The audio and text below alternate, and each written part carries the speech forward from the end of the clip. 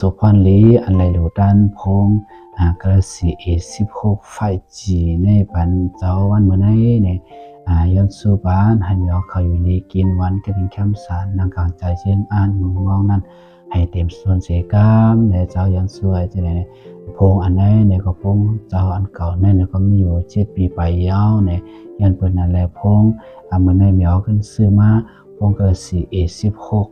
5G เนี่ยมาปันเจ้า11แสนไปจำ12แสนเนี่ยเงินจมขับจะถึงเจ้าดันหน้าเขาทำบ่ดังเสียงอันใดซื้อมาหรูมาด้านในเกิดมาจะแลพวกปันไหลเนี่ยก็จุไกลไปฮอดถึงแม่ผัวนี่บันนั้นแม่ที่กะเรียนหน้าในหาไหลหรูเลิงๆหาไหลกินเลิงๆให้นึงเลิงๆเหมือนนางเขาจะมุมมองยันสู้นั่นเสียกเสียกามเนี่ยเจ้ายันสู้บันสิไหนที่กันนี้ตะกะกามาเรารู้ด้านได้ดีเกลซีเซตเท่า 5G กูรู้ด้านได้ตะกะมาจีโดจีวินทีพี่รอมาดีว่าเวรู้ด้านได้จีเหนือดูเนาะมีดาสุลง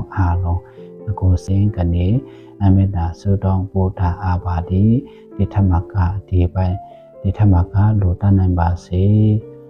ฉันบาเสรู้ด้านนั้นบาเสที่กันนี้ซาบิโดมะสะสะใหญ่ကိုကြီးကျမ်းမာခြင်းစိတ်ချမ်းသာခြင်းကြပါစေပိုင်ဆိုင်နိုင်ကြပါစေလို့စီနော်ဒီကနေ့စပြီးတော့ဒီထမကအများကြီးလို့တန်းနိုင်ပါစေလို့ဥက္ကဋ္ဌစင်းကနေဒီကနေ့ဆုတောင်းမေတ္တာပို့အပ်ပါသည်